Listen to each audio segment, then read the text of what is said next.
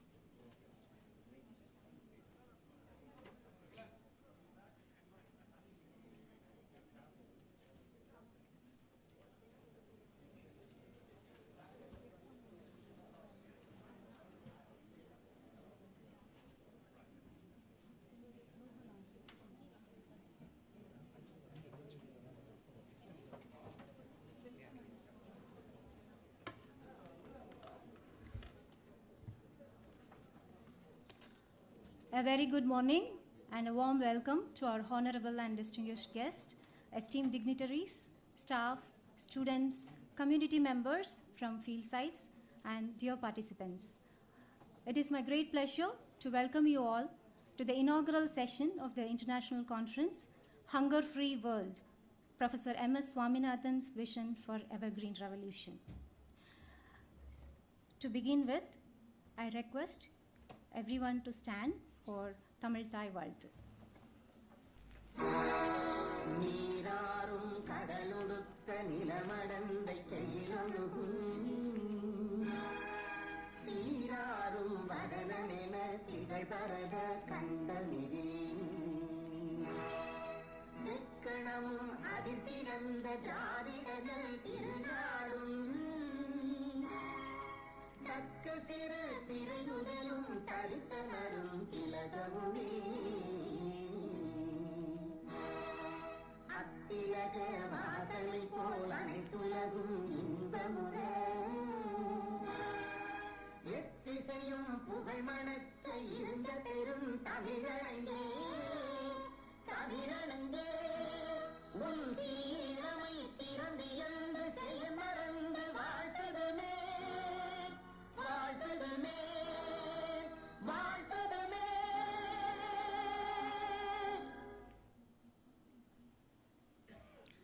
Thank you. As we reflect on Professor's remarkable life and legacy, it is fitting to remember him not only for his scientific achievements, but also for his deep spiritual and cultural values. Professor Swaminathan found comfort and inspiration in music, particularly in the timeless devotional song, Kurayondrum Illai, rendered by legendary M.S. Subbulakshmi, written by the esteemed Tamil poet C. Rajagopalachari. May this song inspire us to carry forward his vision of a world free of hunger and full of hope.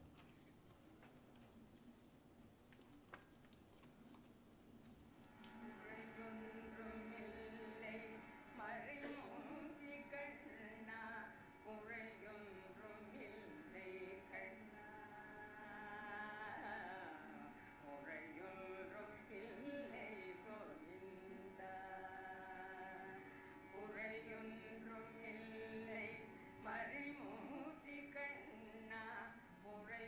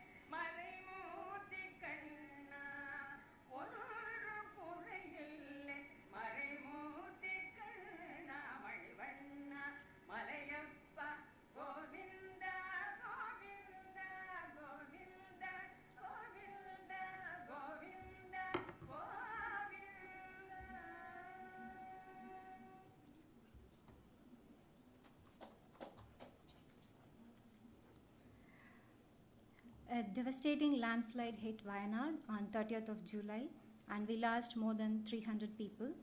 As the rescue and rehabilitation work continues, we extend our deepest condolences to the families and loved ones. A moment of silence will be observed for the victims of the tragedy.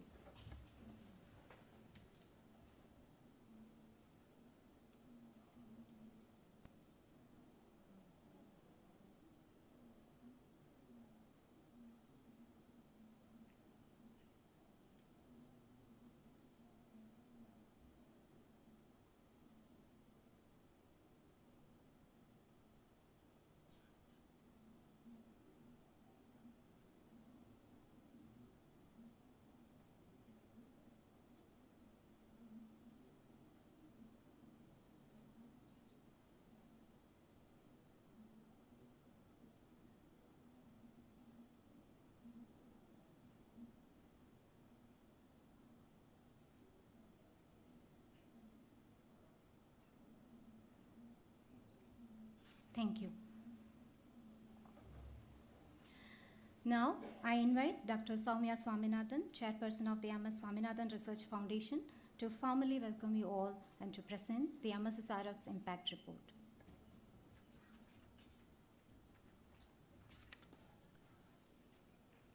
Good morning, namaskar, and welcome.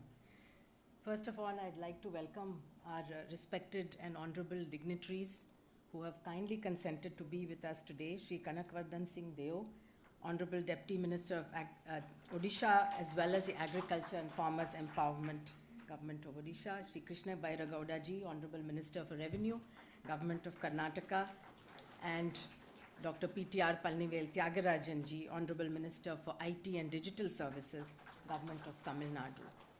I would also like to extend a very warm welcome to Mr. K.V. Shaji, Chairman of the National Board for Agriculture and Rural Development, NABARD, and we are hoping that Mr. N. Ram, Chairman Emeritus, the Hindu Group, will be joining us very shortly. Thanks also to all our trustees, former as well as present trustees, international delegates, as well as our many, many well-wishers of the foundation, and our farmers, women and men farmers from all of our different sites and our community groups. Today is Professor Swaminathan's 99th birth anniversary, and it's the first year that he's not with us on this occasion. But we hope to honor his legacy and his memory and his vision by continuing the work that he was so passionate about. And that is what I would like to tell you a little bit more about the work that the foundation continues to do, and to seek all your support, guidance, and advice. We're also entering the centenary year, and we hope that during the next 1 year that we will be able to launch several programs and extend the scope and the impact of the work that he started. And this foundation was established in 1998, so that's now 36 years ago. And the video that you just saw of Bharat Ratna M.S. Subbulakshmi singing was actually during the inauguration of this particular building.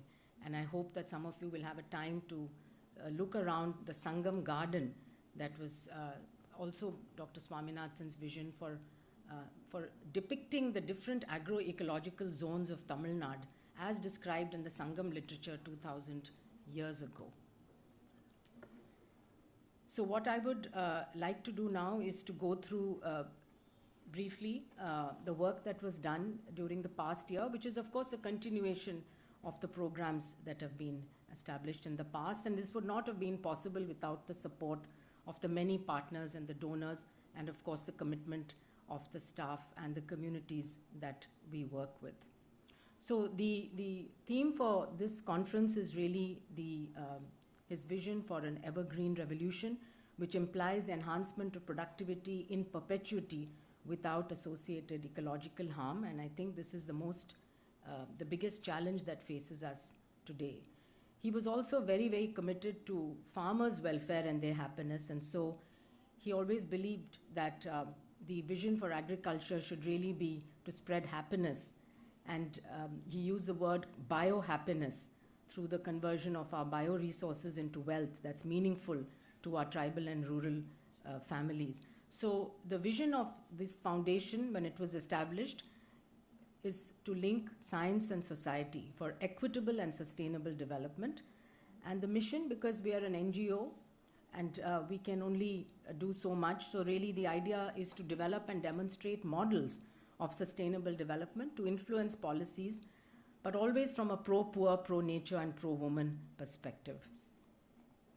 Our three main regional centers are in Wayanad, the Community Agro-Biodiversity Center, the Tribal Agro-Biodiversity Center in Jaipur, in Koraput district, Odisha, the Fish for All Research and Training Center in Pumpuhar, and then smaller centers in Kolli Hills, that is a tribal area near Namakkal in Tamil Nadu, Machilipatnam, coastal area in Andhra Pradesh, and Puducherry, which was one of the earliest we worked. We, of course, work across many states now because our projects extend across many states. And in the last year, we believe we have impacted about 300,000 farmer and fisher families, about 80 projects undertaken during the year. Half of them were new projects and engaged in 11 new partnerships. The shaded areas you see on this map are really areas where we hope to extend our work this year. Coming to the coastal areas, coastal systems research, this was one of the earliest programs of the foundation where we, my father's early recognition of the importance of mangroves in protecting coastal areas led to his, I think one of very early work in India that was done on mangroves and restoring the degraded mangroves, particularly along the coast of Tamil Nadu, but also Andhra Pradesh and Odisha. In the last year, we have further extended that work. This, of course, not only protects coastal communities, for example, during the tsunami, the villages that were protected by thick mangrove forests had much less loss of lives. It also enhances the local biodiversity and thereby provides opportunities for livelihoods. You can see pictures of people that are doing integrated aquaculture in mangrove areas with sea bass and mud crabs. We've been using quite a lot of remote sensing and GIS, and this is an example of using these technologies to quantify the spatial and temporal variations. And you can see in this particular instance, this is, I think, in the Krishna Delta, that the density of mangroves has increased over the last 20 years or so. Of course, as with global warming and the sea level, also the sea warming, as well as the overfishing over many, many decades, the livelihoods of small fishers are also being impacted, and therefore we really need to look at diversifying the opportunities for livelihoods there as well. And we have now started very big programs on both on marine plastic pollution recycling, but also work on introducing drought and flood tolerant crops and doing diversified aquatic production systems. Here's an example of this crab fattening that happens actually in a small Irula village in the backwaters where there are very dense mangroves near Pichavaram. And the fisher-friendly mobile application now used by over 1.2 lakh fishermen across all the 8 coastal states of India has been improving over the last 11 years since it was launched, and provides a variety of information in partnership with INCOIS, not only about waves and weather, but also now giving them alerts when they come close to maritime boundaries, when they come close to olive ridley nesting sites and so on. It's now in many local languages, in all the Indian coastal languages. And the fishermen themselves provide feedback to us on what further features they would like in this app. And today we'll be launching an app for fisherwomen who so far have been neglected in many of the developmental works. Our biotechnology program, against my father's belief, was that technology should really be used for applications that are needed and that will resolve a societal problem, and therefore the focus of the biotechnology department has really been to look for abiotic stress-tolerant crops for resilient agriculture, addressing hidden hunger, that's micronutrient deficiencies, through biofortified and nutrient-rich plants, as well as using microbial products, so bacteria, fungi, and so on, as bio-inputs to replace chemical fertilizers for sustainable agroecosystems, and genetic literacy. And you can see that these are traditional rice-tolerant rice varieties being screened for genetic traits which could then be identified and promoted. Similarly, the examination of the roots of the rice plant, as well as work that's been done on the roots of mangrove plants, different various varieties, different species, tells us exactly what it is about the root that adapts certain varieties to grow in certain ecological conditions. Our biodiversity program is focused basically on both agrobiodiversity, that is in farmers' fields, but also on protecting natural biodiversity through our agrobiodiversity centers in Wayanad, in Kolli Hills, and in Koraput. And again, it's the belief here is that we need to create an economic stake in conservation so that the local communities who have lived in balance, in harmony with nature, also feel that they are benefited by the conservation programs. And we have been involved not only in the development of the farmers, the Protection of Plant Varieties and Farmers' Rights Act, but also in working with the our Biodiversity Authority to make sure that panchayats and local communities are well versed in the principles and the practice of this act. So here's an example of a project that was supported by NABARD that's been undertaken in Kolli Hills, which is basically, again, working with tribal families there on a concept called multi-story mixed farming system. This has helped to both protect the land there from erosion, but also to enhance their incomes and to conserve soil and water resources. All the areas that we work in are biodiversity hotspots, which means that not only are they rich in natural biodiversity, but they're also very densely populated. And therefore, you need to, again, look for solutions which is going to balance both the needs of people and the needs of the local environment. The picture you see here below on the lower part of the slide is the annual seed festival that is hosted by our center in Wayanad. You can see the number of varieties of tubers, the yams that are growing there, and the tribal farmers there are very proud of the varieties, local land races of paddy, of tubers, as well as of other types of spices that they have conserved. And we are hoping to create a biodiversity park in that area. Another flagship program has been the Eco-Technology program, which Dr. Swaminathan defined as a blending of ecological prudence and technology of the past with the best in frontier technologies, particularly biotechnology, information, digital technology, space technology, and management technology. And so again, the approach here has been many different working models, which I think need to be now pulled together in order to create these model bio-villages. So we have seed villages, integrated farming system models for coastal agro-ecosystem, eco-enterprise development, and many different technologies for sustainable agriculture, bio-industrial watersheds. A good example is the plant clinics where local men and women are actually trained to identify the common pests and pathogens associated with a variety of crops so that farmers can take their crops to a nearby place. And these women, mostly these plant doctors are women, a few men as well, they can diagnose the disease. And this has helped to reduce the unnecessary use of pesticides and for them to naturally be able to not only improve their incomes, and this is particularly useful for vegetables. Similarly, many of our farmer producing organizations now are growing from strength to strength and increasing their turnovers, and we keep providing them more training especially on financial and digital literacy. On the climate change area, our team has been working closely with the Government of India, and of course I'm also associated with the Tamil Nadu government's climate mission, working on particularly bringing in the climate equity perspectives both into national as well as international policies. We had a media dialogue on climate change last year that was held in September 23 before COP28, and this was very successful, attended by about 20 media persons, really discussing the science behind climate change and diving into the details of equity and climate justice. We also led a scoping review for the Ministry of Women and Child Development, and it was the first time that we have looked at the impacts of climate change on women and children across different agroecological zones in India. And the findings were not unexpected, but unfortunately pointing to the fact that women and children are disproportionately impacted by climate change, whether it's the health risks for pregnant women from heat exposure, gender-based violence. We found that gender-based violence increases after natural disasters, but also domestic violence increases when people are exposed to prolonged droughts or recurrent droughts. Livelihoods of rural agricultural women are increasingly being threatened. Access to water is becoming a problem.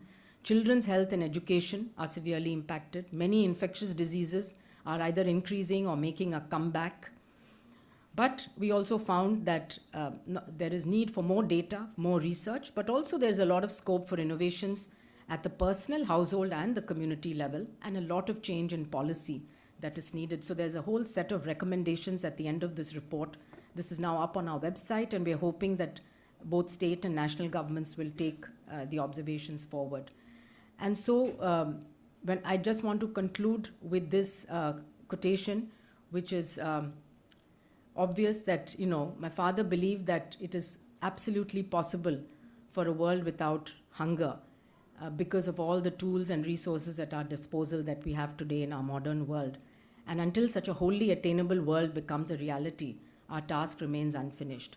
And so MSSRF recommits itself today on our Founders' Day to achieve this vision, and we invite you all to be our partners in this journey. Thank you very much. Thank you.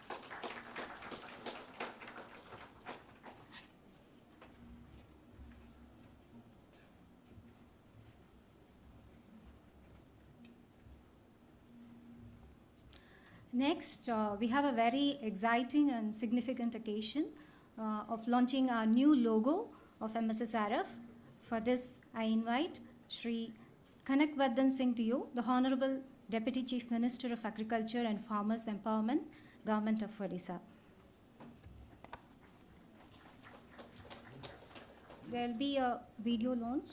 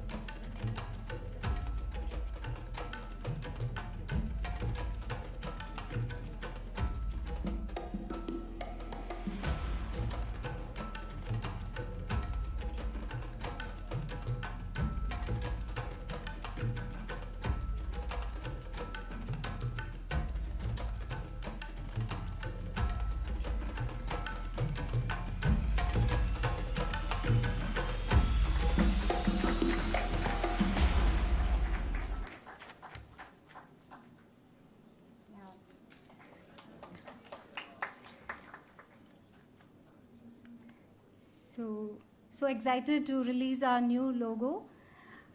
As part of the new logo launch, our community members across sites of MSSRF will fix the logo tiles on the wall. We strongly believe that community is the heart of our research and development, and we together create a future that is inclusive, supportive, and reflective of our shared values and goals. See, our community members are pasting the logo in the wall.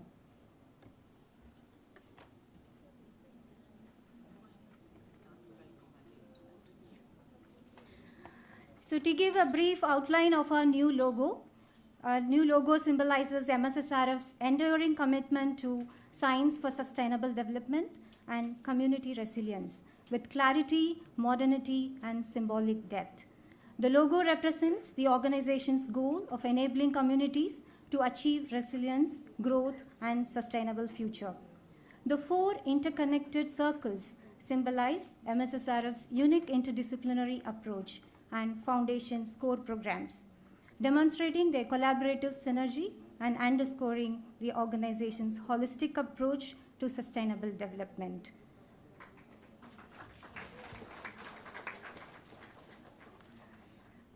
We thank all our community members for the logo pasting. So it is time to honor our guests.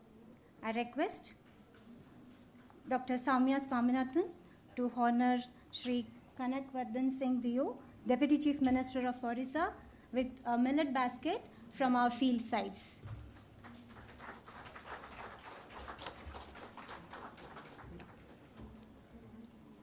I now request our trustees, Dr. Chandramouli, to come on stage, please. Thank you. He will be honoring Dr. P.T.R. Palanivel Tyagarajan, Honorable Minister for Information Technology and Digital Services, Government of Tamil Nadu. I request Dr. Ramasamy, our trustee, to come on stage, please. Thank you.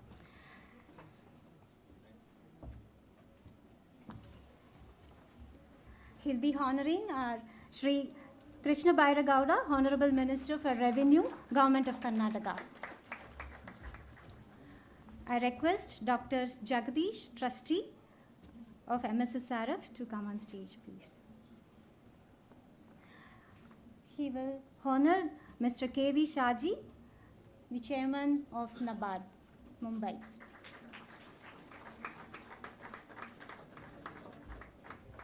I request Dr. Nitya Rao, trustee of MSSRF, to come on stage.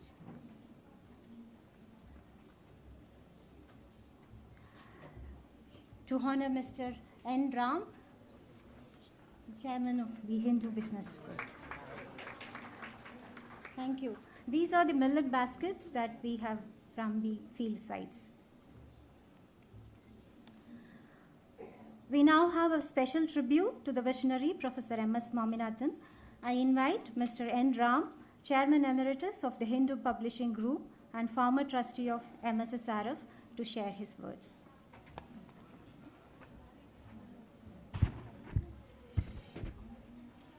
Dr. Soumya Swaminathan, Chairperson of the M.S. Swaminathan Research Foundation, Honorable Ministers, Executive Director of the Foundation, trustees, scientists, staff members, friends. It's a privilege to have an opportunity to say a few words about Professor Swaminathan's vision and the connection of that vision to his quest for an evergreen revolution at this international conference. I knew Professor Swaminathan over several decades. Particularly, I got to know him very closely after he moved to Chennai to found the crowning achievement of his career, the last part of his career, the MSSRF. He was very determined to make a difference, a qualitative difference to how people perceive the need to transform agriculture, but equally important, the lives and livelihoods of farmers and their families. And this was a remarkably sustained quest over a long period. A man who had a soft exterior, he was steel inside when it came to going for what he wanted. We learned many things from Professor Swaminathan, his work ethic, his habits, unfailing response to anyone who wrote to him or communicated with him. When he attended meetings of the trustees, as soon as it was finished, he would go and dictate the minutes, although there would be a separate minute taker, the key points. And these are things that are in short supply today.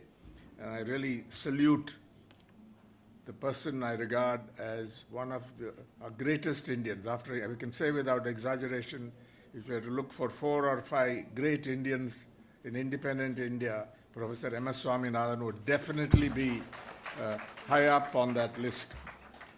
He made a huge difference to the lives of millions of people. I don't have to talk about it. Many of you know his work much better than I did, although as a trustee, I learned a bit. I don't know how many people know that he was going to be a police officer. And got through that, and fortunately, that didn't come about. because maybe he would have risen to the top ranks in the police service, director of the CBI or whatever, but I was very fortunate that it didn't happen. But a plant geneticist by training, he saw the need to for partnership. He was a great partnership and coalition builder, at the center of which were farmers, but he was a man of science. He did research. He brought teams of researchers together. He built unity among them, and his partnership and friendship with Norman Borlaug is one of the great stories of our times, I think. The difference it made. There are also various others he worked with. He respected and recognized scientists who made a difference, scientists of different generations. And over his long life, I think the kind of difference he made in various areas, I think this needs deeper research. As for the Green Revolution, I think he saw some of the excesses that had happened. The Green Revolution, there are people who question the Green Revolution and are almost allergic to the term. But imagine what would have happened if what we call the Green Revolution didn't happen in India, and the struggle to overcome hunger. I think very few people have made that kind of difference on that kind of scale. He was also a catalyst for many endeavors. And finally, there was one disappointment. And being a journalist, I think I can say it here, the Swaminathan Commission report, millions of farmers during the farmer agitation who, as Sainath pointed out in an article, the only English they knew was Swaminathan report or Swaminathan Commission report. And its key recommendation, minimum support price equals comprehensive cost of production plus 50%, also known as C2 plus 50%. Unfortunately, two central governments, including the government that had commissioned the report and the government that said that it would do everything for farmers, have so far failed. I'm talking about central government to do anything about this key recommendation of the Swaminathan report. And at this international conference, I think I would be failing in my duty if I didn't bring this about. He really, of course, he didn't push it in any controversial way, but people understood what this sort of meant. And had this key recommendation been accepted and implemented and the resources found for it, I think India would be in a much better state so far as agriculture and the life for farmers is concerned. The other thing I remember about Professor Swaminathan was the way he treated people. He was very sensitive to people. He didn't want scientists and others to look down on farmers and others who may have lacked literacy or education. Now it's changed, of course. And I think it was to everyone's surprise the way the new technology, the new science was accepted and implemented by farmers, people who are not very educated. I think was a revelation, but I don't think Professor Swaminathan ever had any doubts about it, because he respected everyone. That kind of approach is very rare to see. He was a humble man in many respects.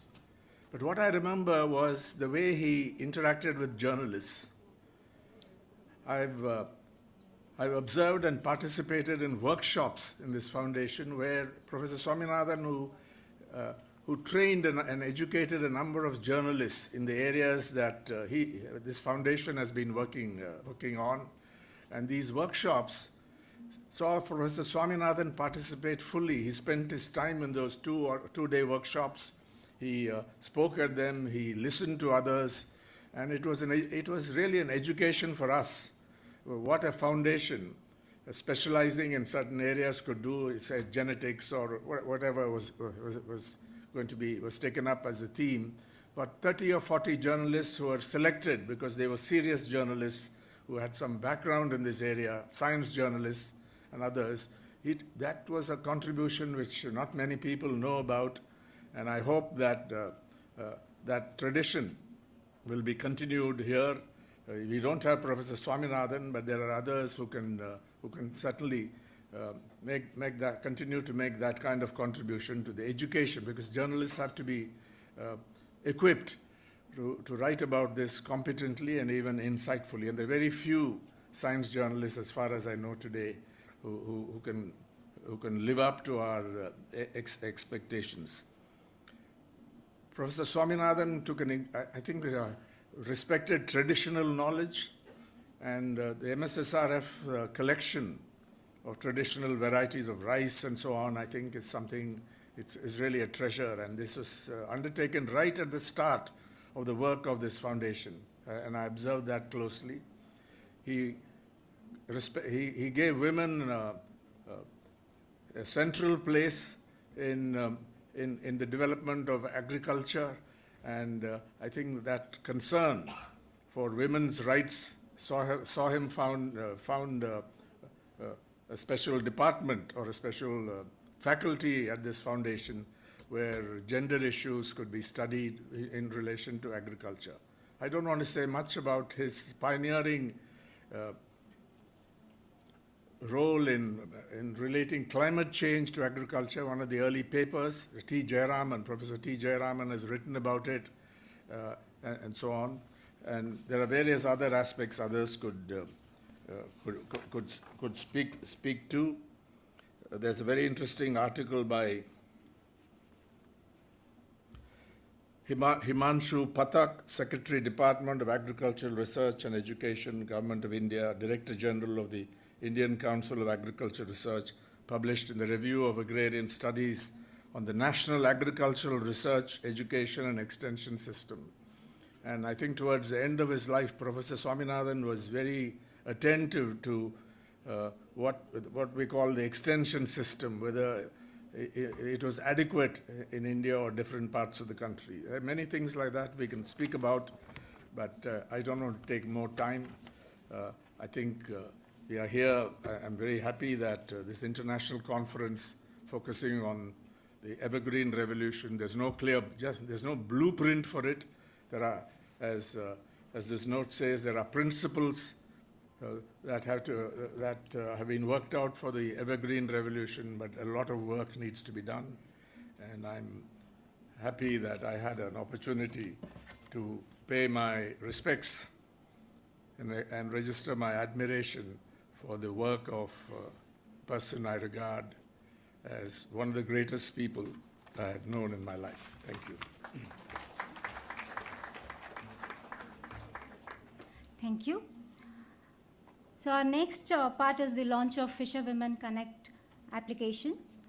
Fisherwomen Connect, a mobile application designed to empower women in post-harvest fisheries, developed by MS Swaminathan Research Foundation with the support from Reliance Foundation and USAID. This Android app provides information on hygienic fish processing, value addition, food safety, and best industry practices. It offers real-time weather updates, disaster alerts, and market trends, helping users to make informed decisions. Regular updates on news, government schemes, and fisheries sector is also provided in the application. It is available in Tamil and English with visual and audio-based content. Fisherwomen Connect bridges the information gap and fosters a supportive community for women in the industry. I request Ms. Anushya from Mudasalode Fishing Village, Kadalur District, to be on the stage, and Ms. Renuka from Vanagiri Fishing Village, Mailadurai District, to come on stage, please.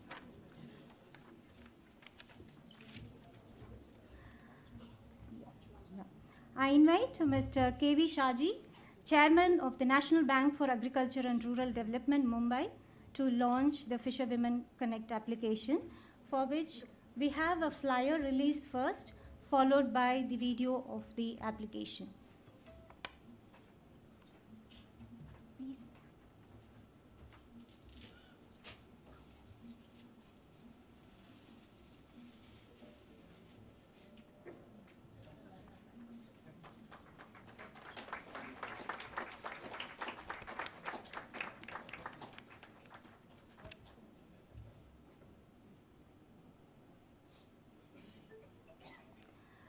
So a video launch of the application will be launched by Mr. K.V. Shaji, NABARD Chairman.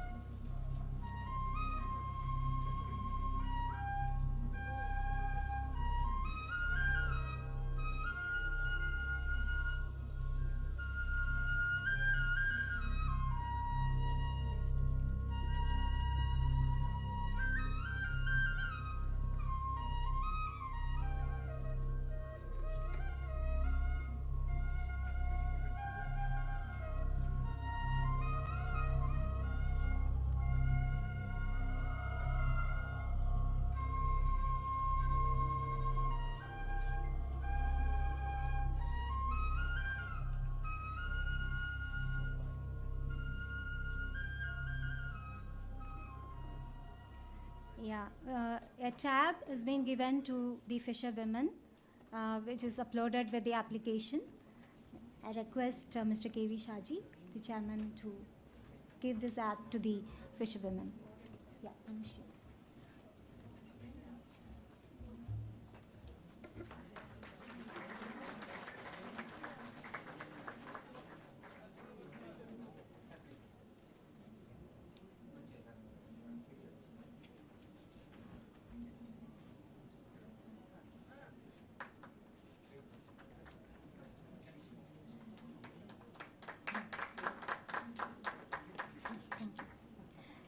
Thank you.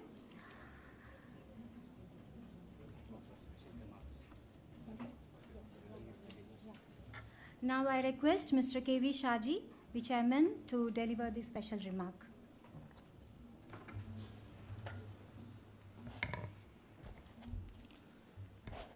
Good morning to all of you, distinguished guests on the dais, ladies and gentlemen. It's my pleasure to be here to associate with this function. In fact, NABARD has been associated with the foundation since last around 2 decades. There are a lot of congruences with the vision of NABARD and that of the foundation. Of course, Professor Swaminathan, I don't need to tell more about him because everybody is aware of his contributions to the Indian agriculture especially.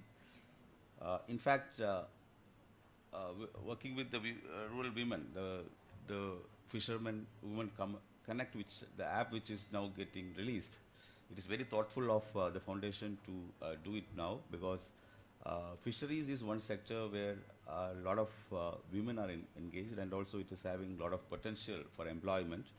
In the current economy of the country, when it is growing faster, there is inequity in development which is happening, and women are getting marginalized more. In that context, increasing the women participation in the labor force is the need of the hour, and for that, sectors like fisheries will contribute a lot. In fact, the equity in development is what Professor Swaminathan also looked at, and also the sustainability aspect of that. In fact, NABARD, being the National Bank for Agriculture and Rural Development, it is touching lives of almost 60% of India's population. And in that process, we are engaged with many of the civil society organizations. Of course, being a government entity, we are associated with many of the state governments as well for focusing on the rural development, because we are actually providing some subsidized funds sourced from market as well as from the banks and from the government of India, and then channelizing that towards the infrastructure creation in the rural areas. Otherwise, no, what will happen is that no, the other sector, that the urban section will get away with a lot of assistance because that is more productive thing. But then we need to take care of the rural aspects of development as well. In that process, we are as a bank, we are refinancing, providing liquidity to banks to give subsidized loans. That is one aspect of that. And more than that, we are in the development sector where we work with civil society organizations. In that context, if you are aware, the self-help movement of the country was launched by NABARD as a pilot project. That too in Tamil Nadu, it started as a pilot project. And now it has blossomed into around 12 million groups are there, with touching lives of around 50% of the India's population. It is now enlarged as the National Rural Livelihood Mission. As we know, the Indian agriculture sector, as the country progressed, unlike in the other parts of the world, there are a lot of fragmentation happening because of the population pressure. And that exactly is the reason why the farmers are getting increasingly marginalized. And then the cost of operations to reach these farmers, the cost which any institution, including government, incurs on reaching to this marginalized section is huge. So we are in the process of reducing the costs of accessing or rather making available the services to the rural people. In that context, we thought of, because as a solution to the fragmentation, we thought of aggregating these smaller farmers, and that is where the farmer producer organizations came into being. And we are happy that the foundation is also associated with us in forming farmer producer organizations across India, especially in Tamil Nadu and Kerala. In fact, the recent landslide in Wayanad, the exact location where the landslide occurred, we had a watershed development program almost 10 years back. So when this landslide occurred, I inquired with the Trivandrum office that whether we can do anything over there. And what he reported was a little heartwarming. He was telling that actually, there was a watershed development committee formed as a part of our interventions. Around 15 members of the foundation of the development committee was there. But when we tried to trace those members, almost 9 of them perished in the landslide, and remaining which was we are not able to actually locate them. So we are in the process of intervening there, and I look to the interventions of Swaminathan Foundation also over there, because we have already presence over there, and they have proved that the interventions in Wayanad, especially for the small tea growers and and farmers over there, and then the biodiversity preservations and sustainability aspects of that, those things are very much needed at this moment, and we are looking to have meaningful interventions over there. So now the Green Revolution everybody is talking about, and also Professor Ram also, Dr. Ram also pointed out that had it not been the Green Revolution, the hunger would have been more prevalent, because India at that point of time was not able to produce enough. But then the sustainability aspect of that, Professor Swaminathan was very much aware, and that is where he coined the Evergreen Revolution. And we are in the process of finding proper solutions for perpetuating the greener revolutions which happen. Now we are in the process of actually making agriculture green. Agriculture is synonymous with green, but then it has lost that green touch. Now we have to make agriculture more greener. And in that process, the Evergreen Revolution, the concept which Professor Swaminathan actually brought about, actually we have to now work forward for that. In this context, we are working with many organizations. In fact, within us also, within NABARD also, we have come out with first the green taxonomy, which is very much needed for documenting our processes in line with the greener aspects. So that is the first process we have done. And within our organization also, we have committed to have net zero by 2030. That is what we are doing. Then and the emissions which will be caused by our interventions. And we are now focusing on scope 3 emissions, where the financed emissions by the banks, that need to be controlled. And with that, I think the sustainability aspects will be taken care of our development. One important thing about that is that when the climate change aspects are now coming to very focus over now, the climate strategy need to be built in by each and every entity. And in that regard, I think NABARD has taken some leadership role. The climate strategy for 2030 has been there, And we are now working with Government of India in both the green taxonomy aspects as well as on the climate strategy aspects. As a policy advocacy role, in the policy advocacy role of NABARD, we are now working with most of the state governments as well. Including in Tamil Nadu, we are also working with the Tamil Nadu state government. In Odisha, we are having larger interventions. In fact, our flagship programs of watershed development and tribal development program are based on our concepts of sustainability, and then we want to make the development happen in the remotest of the areas in a sustainable manner. If you see almost 6,000 of the watershed programs which we have done, the livelihood improvement happening over there, and then preventing migration of people from there, the prosperity over there, the more greener. When we map that, we're using satellite imageries. 20 years back, what was the condition, and right now, if you map that, the more green, I know it is heartening to note that there is more green there, and also the people are more prosperous, and there the credit absorption capacity of those people also have gone up. Credit is one thing which is very important for actually escrowing the future cash flows right now itself, to improve their cash flows further for the future. So in the process, their development will be augmented. Right now, there are challenges for food security. Although we have attained food security, but millions are still undernourished. Around 600 million is what some estimates are there, where the people are not getting enough food. So in the context of losing many of the cultivable areas due to climate-related incidents, I think when the area under cultivation is coming down, the productivity improvement is which we need. And especially in our country, which has got almost every agroclimatic zones of the world, I think we can aspire to become the food security provider for the world, not only for India. So for that, what the lead aspect is that we have to improve the productivity. The per capita productivity per unit of area also need to be improved. In that context, we are working with many research institutions, including ICAR, IRA, and also the state agriculture universities. In fact, the innovation is which is the key, which has to augment, which has to help further increasing the productivity. In that context, we are working with many of the state agriculture universities for setting up agribusiness incubation center. One such center in Tamil Nadu Agriculture University is working very fine. Almost 60 agri-tech companies have been incubated there, and which is contributing to the productivity improvement. In fact, they are working with farmer producer organizations. We treat farmer producer organizations as startups, and for startups we need a lot of innovative interventions, and for that these incubation centers are working hand in hand with them. So as we move forward, the triple bottom line approach which we have, the people, planet, and the profit.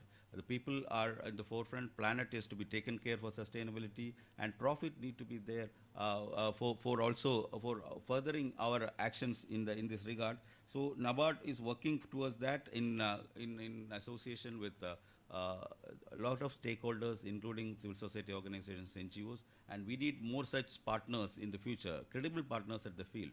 Right now, we are in the process of digitizing the cooperatives all over the country, and almost 100,000 of the cooperatives are focused to be digitized. With that, we will get enough transparency with the farmer producer organizations, because cooperatives are the original farmer producer organizations, and we intend to leverage that digital platform for more interventions, more meaningful interventions, and augmenting the development of the people involved in that. Around 13 crore farmers are associated with the cooperative movement in the country, and Tamil Nadu state is taking a lead over that.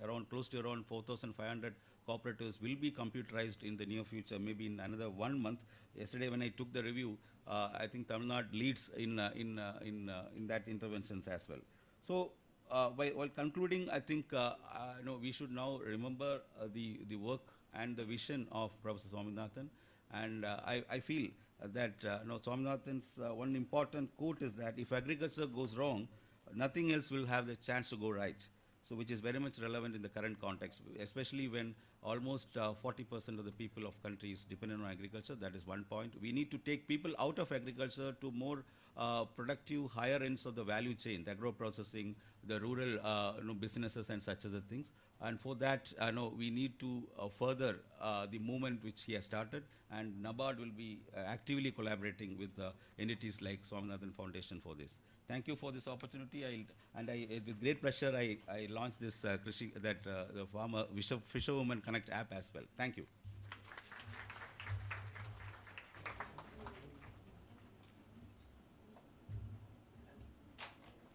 Thank you, sir.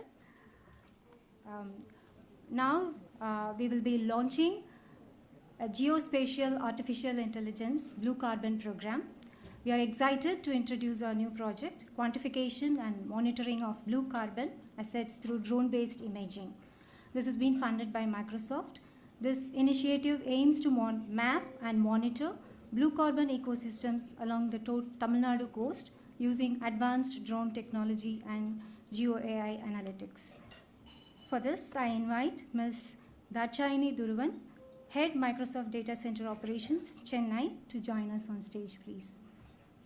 I also request Ms. Meera, fisherwoman from Mudasalodai, to be on stage.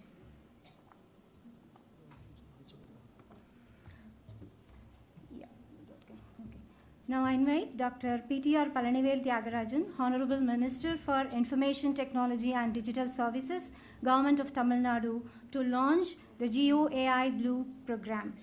There is a flyer release.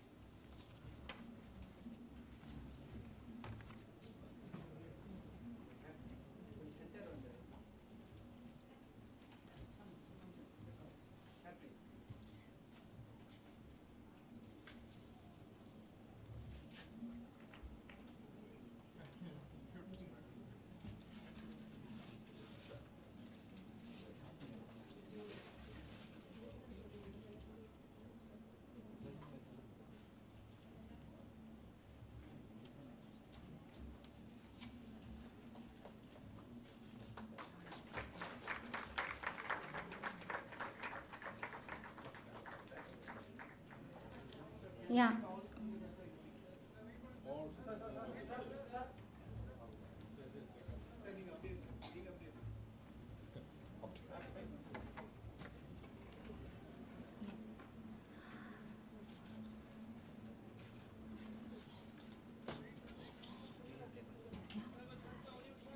A video of the new launch will be played.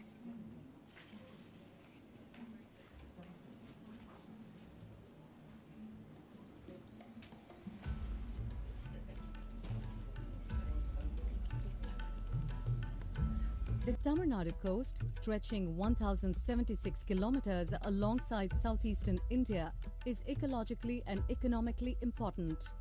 With diverse ecosystems like mangroves, seagrass beds and salt marshes, it plays a crucial role in blue carbon sequestration. These habitats efficiently capture and store carbon dioxide and plant biomass and sediments for extended periods. The Tamil Nadu Blue Carbon Mapping and Monitoring Project by the M.S. Swaminathan Research Foundation, funded by Microsoft AI, aims to assess and track key carbon-storing ecosystems along India's southeastern coastline. It focuses on 800 square kilometers of seagrass beds, 64 square kilometers of tidal marshlands, and 54 square kilometers of mangrove forests. These ecosystems sequester and store atmospheric carbon, but their dynamic nature and remote locations have historically made accurate study challenging. Using cutting-edge drones with high-resolution sensors and AI algorithms, we accurately evaluate the carbon storage potential of these ecosystems. This project provides precise data to inform policymakers, guide conservation efforts, and support global climate goals. Witness the future of sustainability with the quantification and monitoring of the blue carbon assets through drone-based imaging and Geo-AI analytics along the Tamil Nadu coast.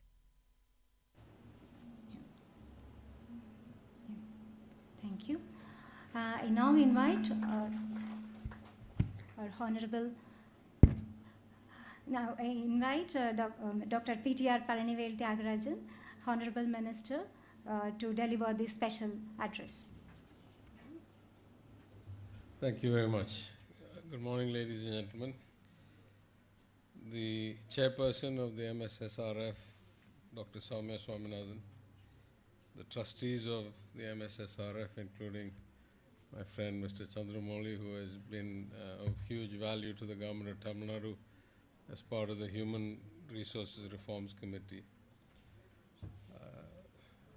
The senior minister here today, the Honorable Deputy Chief Minister for Agriculture and Farmers Empowerment of the Government of Odisha, Shri Kanak Vardhan Singh Deo.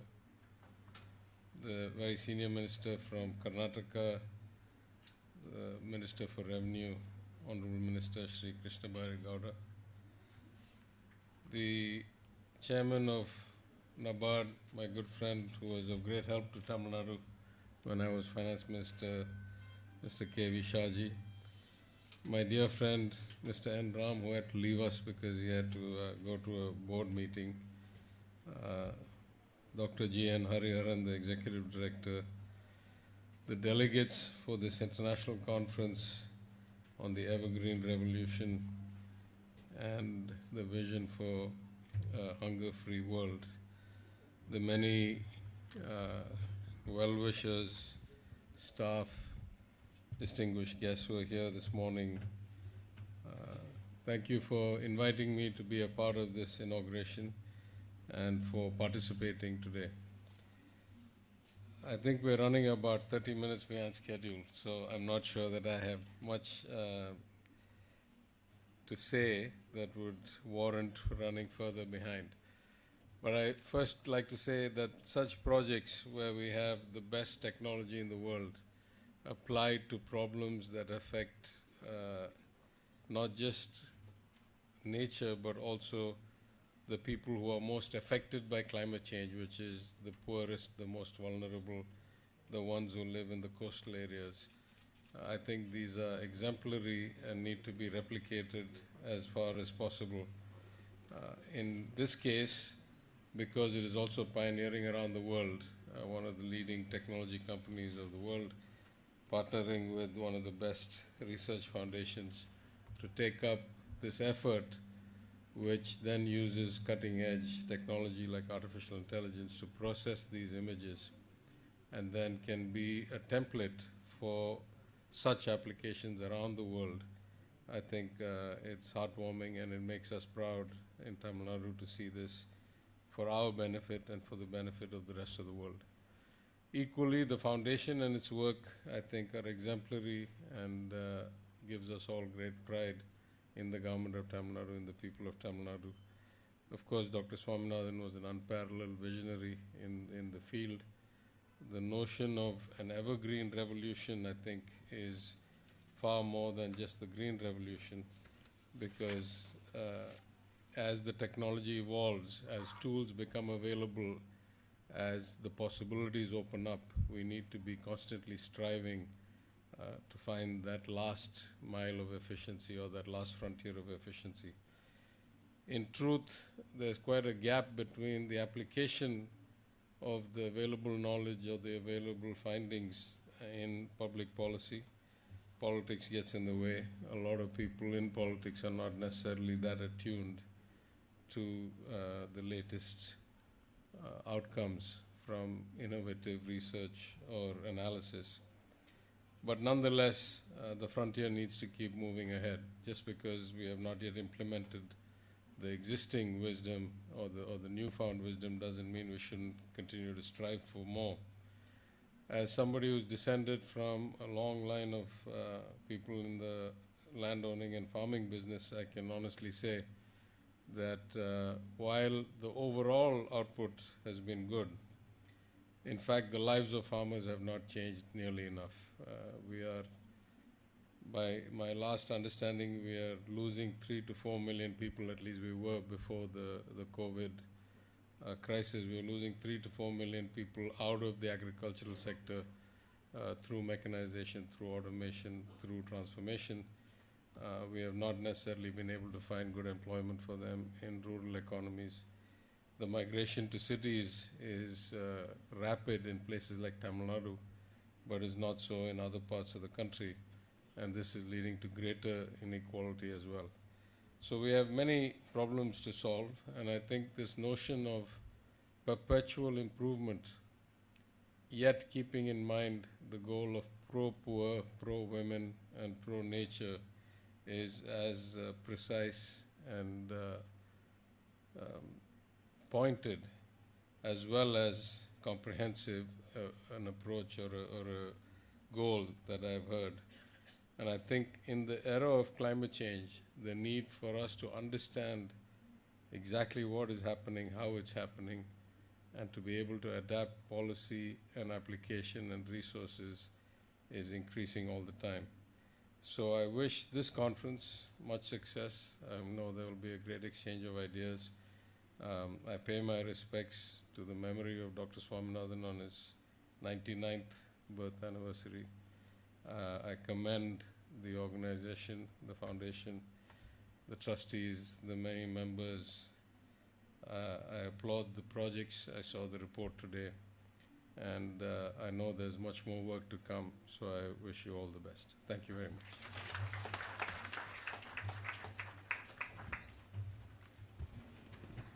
Thank you, sir. Next is a release of proceedings of Mighty Millet Conference we had last year, 2023. In August 2023, the MSSRF hosted the International Conference on Mighty Millets, commemorating the International Year of Millets. This conference highlighted key events, technical sessions, focusing on promoting millet cultivation and consumption. The proceedings emphasized the creation of millet biopark in key production areas, fostering partnerships between scientists and farmers for knowledge development of infrastructure for processing, product development, storage, and marketing. This initiative aims to attract youth and women to millet production and processing, ensuring a sustainable future for this vital crop. Now, I invite Shri Krishna Byre Gowda, Honorable Minister for Revenue, Government of Karnataka. He is also a veteran policy leader of millets, and he has been instrumental in Karnataka Millet Mission to release the proceedings of the Mighty Millet Conference 2023.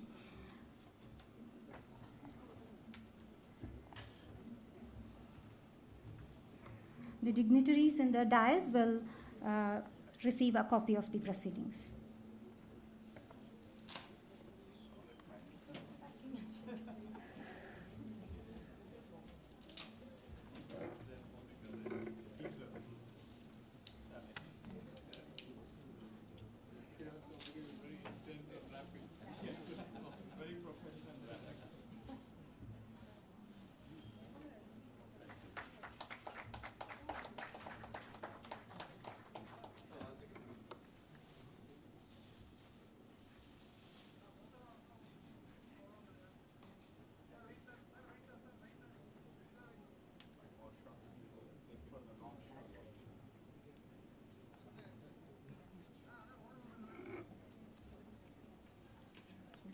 Now I invite Shri Krishna Byre Gowda, Honorable Minister for Revenue, Government of Karnataka, to deliver the presidential address. Morning, everybody. Dr. Soumya Swaminathan, Shri Kanak Vardhan Singh Devji, Dr. Palanivel, and Mr. Hariharan, Mr. Shaji, members of the trust, various participants in the international conference, delegates. My greetings to all of you here. Today we have gathered here for the annual international conference, perhaps started 33 years ago by Dr. Swaminathan. And this is also a bit of a somber occasion because he passed away about 11 months ago. So this is probably the first conference when he is physically not present and guiding the conference and proceedings. So it's my acquaintance with him is more recent compared to that of many of you present here.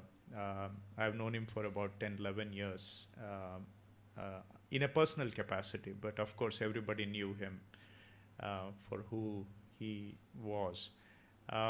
So I am one of the more recent acquaintances in his long career. But not having him here generates a sort of feelings that I am not fully competent to express my feelings. But all I can say in my very simple words is that I miss him. I miss him. Because I also saw a different side of him, not just a great global scientist, not just a change maker, not just a great administrator, but I saw a great humanist in him, a very, very noble soul, which is what Mr. N. Ram also tried to make the point that he was a great human being. One of the great ones that I had the opportunity to meet and know at a personal level. So he lived a very fulfilling life, a very great meaningful life, and he has left us all much in a better position, and he brought about change that has affected the lives of millions and millions of people.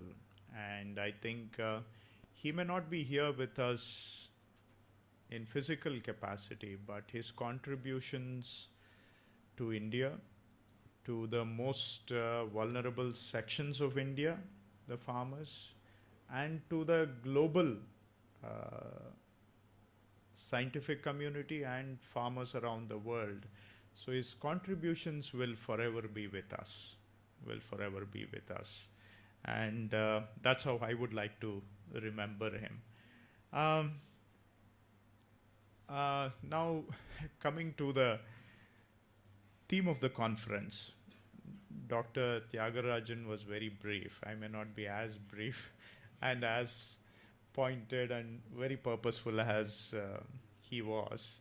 So kindly indulge with me for a few more minutes, not days. You give a mic to a politician and then you know what happens. Very difficult to get it back, right? Until somebody has to physically grab it. So this year's theme is Evergreen, from M.S. Swaminathan's vision for an Evergreen Revolution.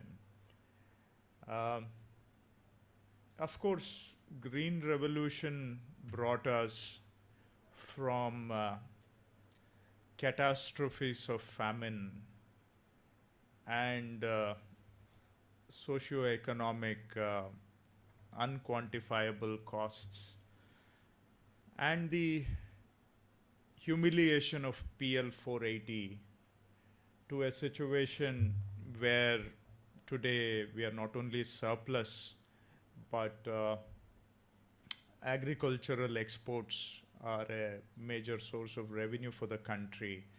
And today, of course, India can assist several other countries during their own humanitarian crisis. So it's been a great journey from dehumanizing humility of PL 480 to where we are today, where we stand on our own firm feet and we are able to help others in times of need. And Green Revolution was a major part of it. So like Mr. N. Ram pointed out, I'm not the one to thrash Green Revolution very easily. I have worked as Minister for Agriculture for 5 years, and I know the scientific progress in the field of agriculture has brought to our own country and to countries around the world. Nevertheless, in the of late, Dr. Swaminathan was more focused on Evergreen Revolution. I suppose it means several aspects. He was very pointed about the sustainable agriculture, which is also the theme around the world with sustainable development goals. I draw 2 pointers for the future from his emphasis on Evergreen Revolution. One is, of course, the environmental sustainability with climate change and the challenges it poses to the agri-systems. But at the same time, another theme that Dr. Swaminathan forced us to deal with, to take cognizance, was the issue of farmers' welfare. Now, we have made enormous scientific progress. Our production systems have improved. Productivity has improved. And in some crop systems, perhaps economics have improved. But when it comes to farmers' welfare, I'm not sure we are in a great spot of late. For the last 20-25 years, and also post-economic liberalization in India, the distress amongst the farming communities continues to pose challenges for which we don't seem to have meaningful answers, other than changing the Ministry of Agriculture into Ministry of Agriculture and Farmers' Welfare. We don't seem to know how to deal with the agrarian distress, and I worked as agriculture minister, so so I'm pointing the finger at myself. I'm not pointing at anybody else. That I don't have meaningful things to answer when it comes to farmers' welfare.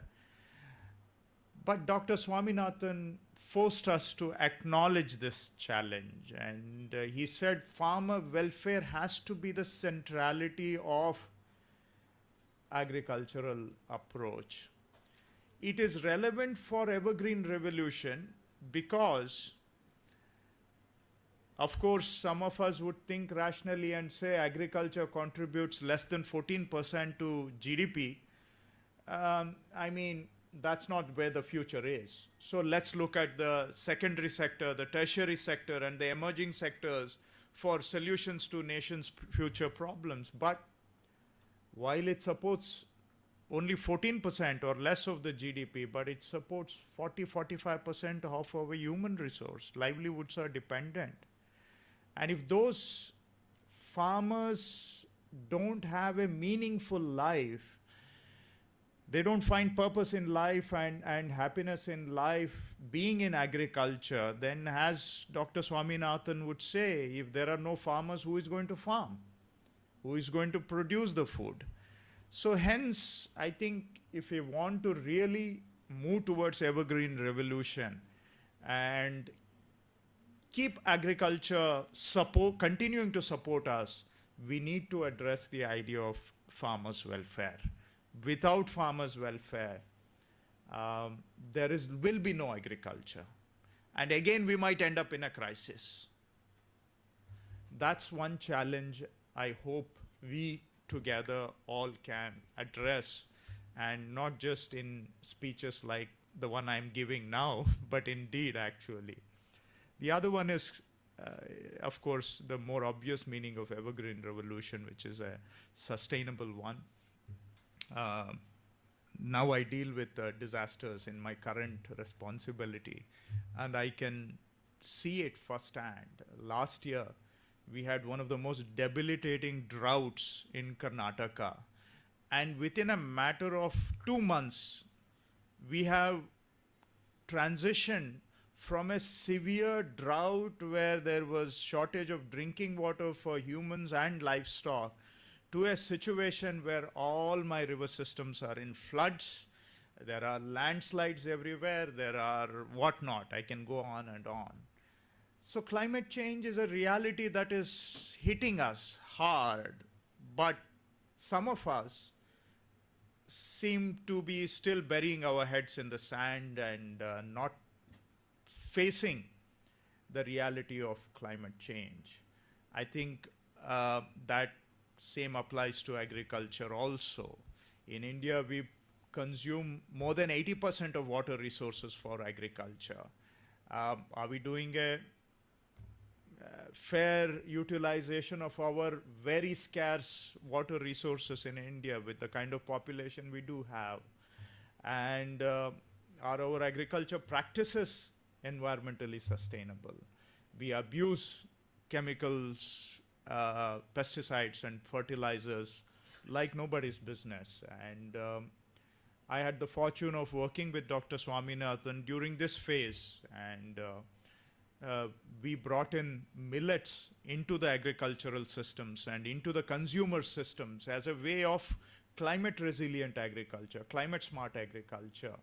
And we had a small role to play in Karnataka by bringing millets back into our food systems, into agricultural systems, and trying to put focus on millets as a way of climate smart agriculture, climate smart systems. And Dr. Swaminathan was very wholehearted supporter of Karnataka's re-emphasis on millets, and he was very supportive of our efforts during that phase. And we have managed to push millets to some distance, but I'm sure a lot more can be done, not just in millets, but in evolving climate resilient agriculture in India. So these two areas, why I bring them up, if we can address farmers' welfare, if we can evolve sensitivity towards climate resilient agriculture in India, and of course this is an international conference and I'm speaking purely as a frog in a well from an Indian perspective, but that's my limited role and understanding. If we can address these issues, in my view, in my humble view, that would be a great meaningful tribute to Dr. Swaminathan. If we can address issues of farmer welfare and climate resilient agriculture and come up with solutions to these challenges that are facing us, I would consider that as a meaningful tribute. And with those words, I again end with he was so affectionate towards me also, and that's what I found in him, because I'm not qualified to talk about Dr. Swaminathan. I'm much too not knowledgeable about him, and there are great many people here who are far more qualified. But what I saw in him was his humility, his willingness to share, and his willingness to do better for our society till his last breath. He was unrelenting in his in his capacity to work for the betterment of our society, and his affection towards me will always remain etched in my memory. And I am a small member of this Swaminathan Foundation, the larger family of Swaminathan Foundation, and I will forever be a great supporter whenever I can do a bit. And I hope let us all together work towards the vision that Dr. Swaminathan has left us all with, and if his vision becomes a blueprint and we are able to bring into reality some part of his vision, then I'm sure his memory will forever stay with us in reality. Wish the conference well, and wish all deliberations to lead to meaningful change and impact on our society. Thank you for your patient listening.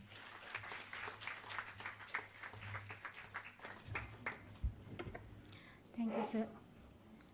We now have 3 events happening right now, for which I would like to request Shri Kanak Vardhan Singh Dio, Honorable Chief Minister of Odisha, to launch 3 events one by one. First, we will have the release of MSSRF Impact Report.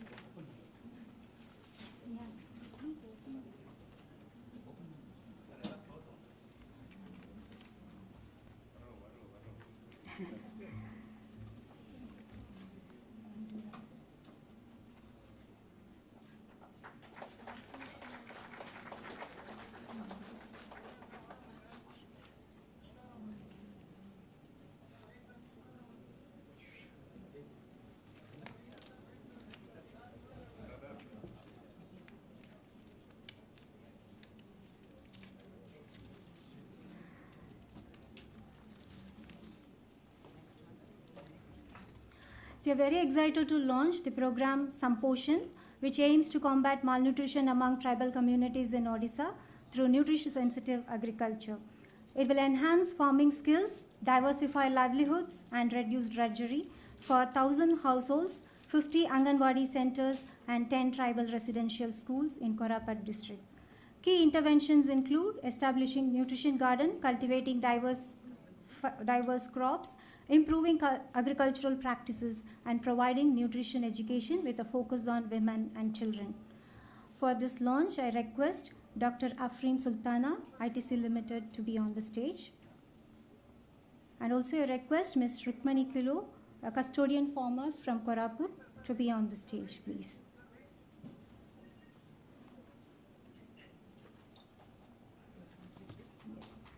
A digital launch of the project Samposhan will happen.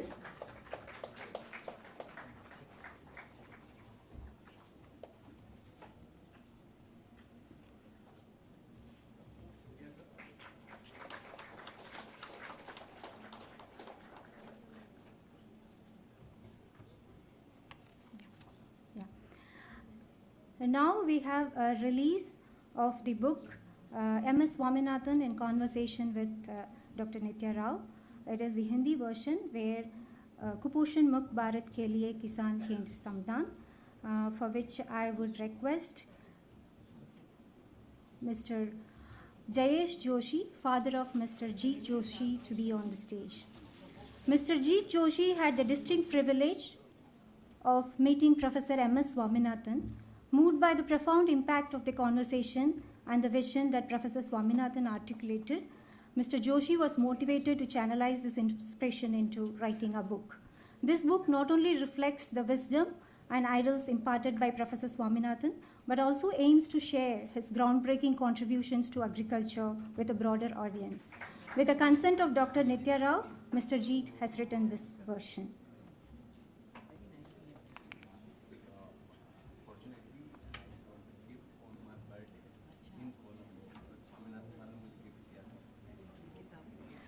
So now I invite Shri Kanak Vardhan Singh Dio, Honorable Deputy Chief Minister, Agriculture and Farmers Empowerment, Government of Orissa, to deliver the inaugural address.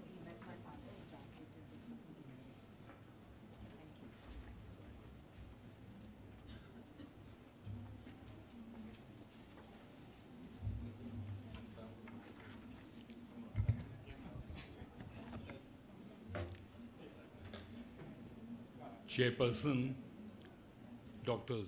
Soumya Swaminathan, dignitaries on the dais, Honorable Minister Shri Krishna Byre Gowda, Honorable Minister Shri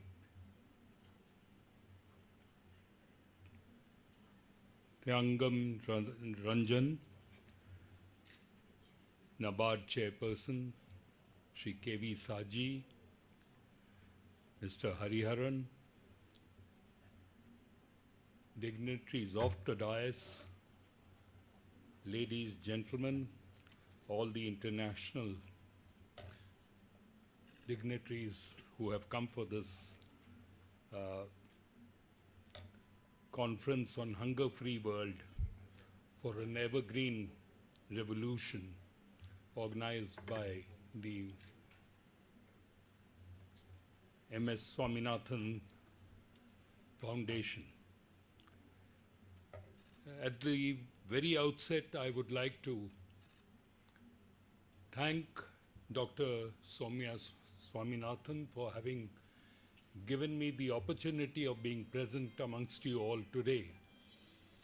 I never had the good fortune of meeting late Dr. Swaminathan, but have been associated with the work that he was doing. There was a time when he was based out of Orissa. He was working with the Director General ICAR and the IRRI in Katak.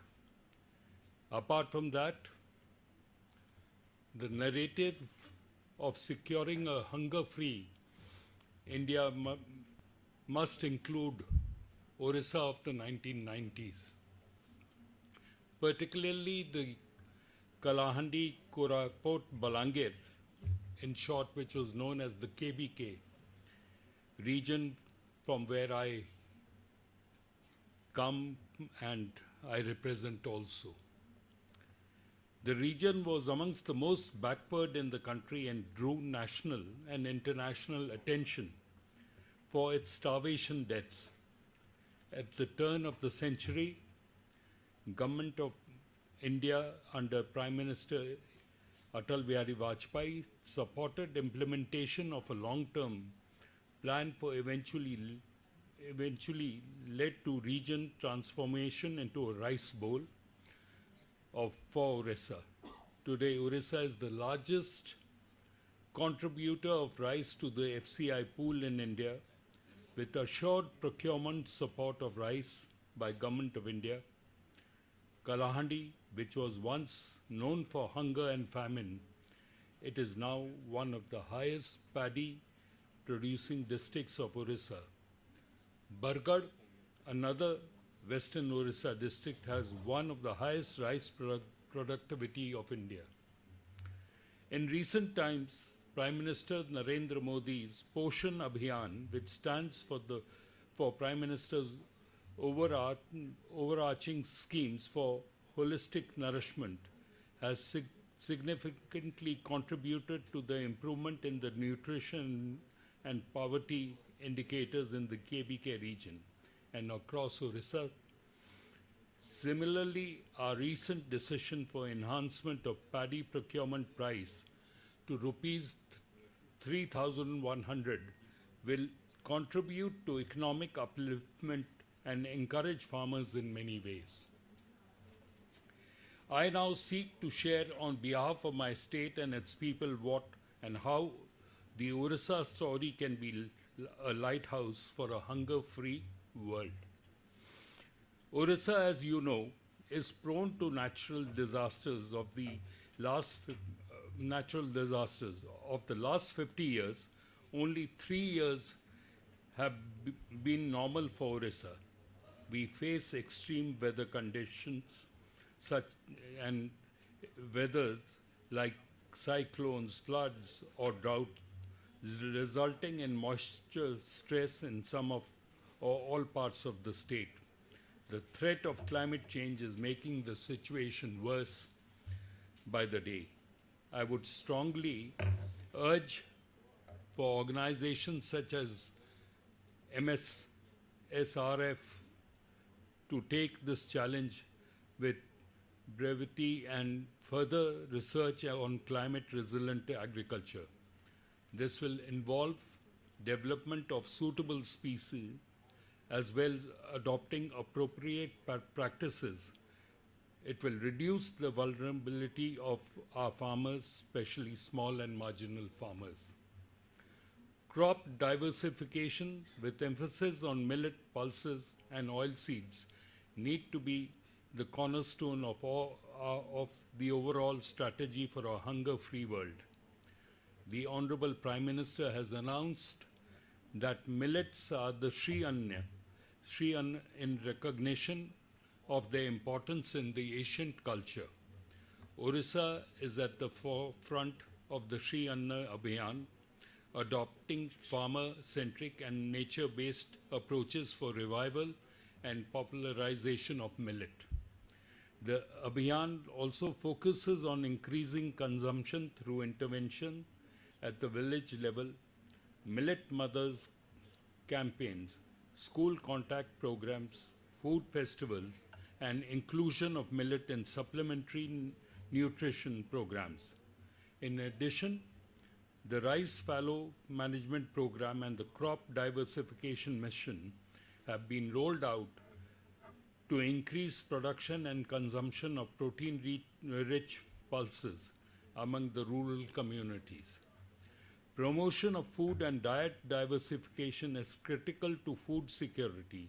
An unforeseen outcome of COVID-19 is the increasing trend of eating locally.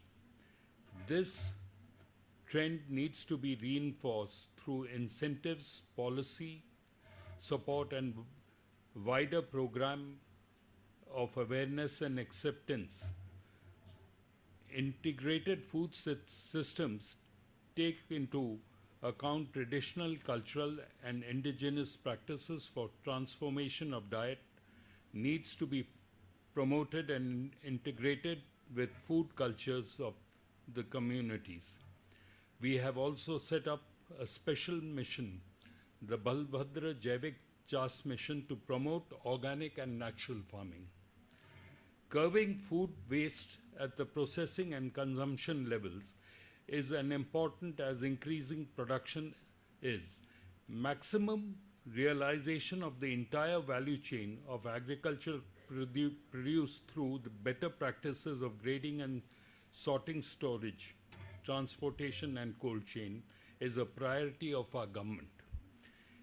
The impact of such intervention for eradication of global hunger is far more than we normally think. In our recent budget for 2024-25, allocation for agriculture and allied sectors has been 36% higher than the previous year. It lays emphasis on creating cold storages, among other things. These are few thoughts from the ground and as a non-scientist in agriculture that I wanted to share with the luminaries present here. I thank Dr. Soumya Swaminathan for this opportunity and wish the conference all success. Thank you ever so much, and I'm sure after the deliberations here, a lot of things will emerge which will help the country to move forward and the nation to move forward in having a hunger-free and a greener India today. Thank you. Jai Hind. Thank you, sir. Our Honorable Deputy CM will honor the dignitaries with a shawl.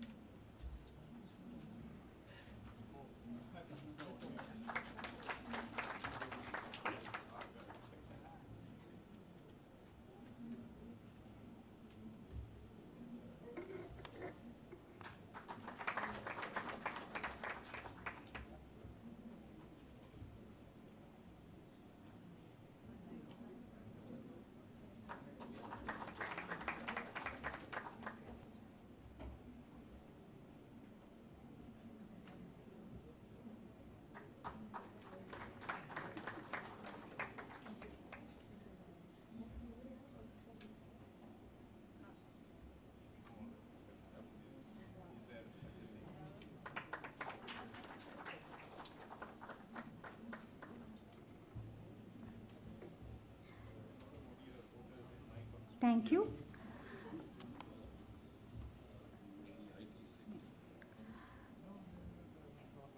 So to conclude this inaugural session, I invite Dr. G.N. Hariharan, Executive Director, R&D Government Affairs, MSSR of Chennai, and the Organizing Secretary of the event to deliver the vote of thanks. A very good morning to all of you. Every year during this day, whenever we come to the podium, our first word is Happy Birthday, Professor. This year, I cannot stop my mouth saying that. Wherever you are, Professor, happy birthday and please bless us. With this now, it's my honor to deliver the vote of thanks. On behalf of the chairperson, trustees, staff, scholars of MS Swaminathan Research Foundation and our collaborators, tribal, farmers, fishers, and our rural communities, it's my pleasure to offer the vote of thanks to this august gathering here. I would like to extend my heartfelt gratitude to Honorable Deputy CM, Sri Kanak Vardhan Singh Deo, and also Minister for Agriculture and Farmers Empowerment, Government of Odisha, for gracing this occasion, sir. Thank you very much. I take this opportunity to thank Dr. P.T.R. Palanivel Rajan. Sir, thank you very much for being with us. He is the Honorable Minister for Information Technology, Digital Services. This is a very busy day for him. In memory of the late Honorable Chief Minister Kalinga, who is a best friend of Foundation. Despite of all these schedules, he is kind enough to be with us today. I also thank my sincere thanks to Sri Krishna Byre Gowda ji, a good friend of our foundation. Thank you very much for your support, sir. And I thank Mr. Shaji, Chairman, National NABARD, Mumbai, for his inspiring talk and also assuring us support during our journey. I express my sincere gratitude to Mr. N. Ram, Chairman Emeritus, the Hindu Publishing Group, Chennai, for his tributes to Bharat Ratna Professor M.S. Swaminathan, and we value, your association with the foundation and your the good words you have extended during this particular occasion. I also take this opportunity to thank Ms. Dakshayani Durvan, Head Microsoft Data Center Operations Chennai, Ms. Afreen from ITC for joining us, and also the community members who came along the stage and received the various publications. My sincere thanks to Dr. Soumya Swaminathan, Chairperson, and my colleagues. With their tiring help, we were able to put a good program, and also thank the community members and all our guests for participating in this particular event. We appreciate the Rubicon Creatives for designing our new logo and audio visuals. And finally, we express my sincere thanks to the print and electronic media, caterers, hall decorators for the full support to make this event a grand success. In case if I have missed anybody, kindly bear with us. And we thank one and all for being with us today and make this particular event a grand success. Thank you.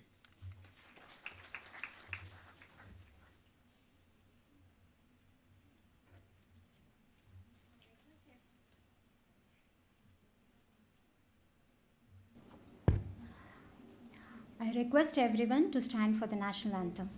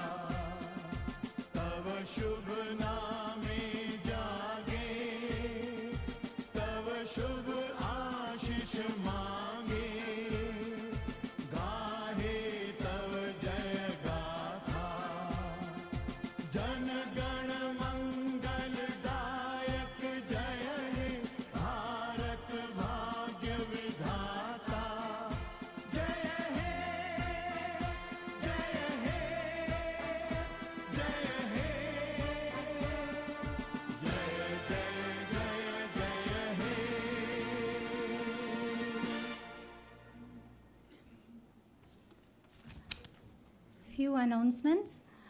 I request all the dignitaries on the dais to kindly go to the Sangam garden for a photo shoot with our community volunteers. Followed by the inauguration of the exhibition of Farmer Producer Organization. We are honored to have Dr. P.T.R. Palanivel Tyagarajan, the Honorable Minister for Information Technology and Digital Services, to inaugurate the ceremony. For both online and offline participants, you can read the inauguration of the FPOs. And we will break for tea and reconvene by 11:30 a.m. Thank you for your dedicated and valuable time. We look forward for a productive and inspiring conference. Have a great day.